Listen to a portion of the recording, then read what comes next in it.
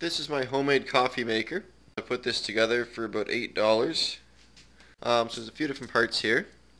On the top, this is just a standard coffee filter. This is a reusable coffee filter.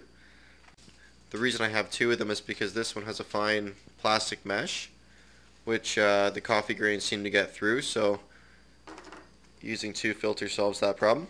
We've got a simple cooking funnel on top and a replacement coffee pot on the bottom here. To build this, it's really quite simple. All I did was made this hole a bit bigger on the top of the coffee pot, jam the cooking funnel in there, and that's pretty much it. So how this works is you boil some water, put the filters in place, so the reusable filter and then the actual paper coffee filter. Add some coffee.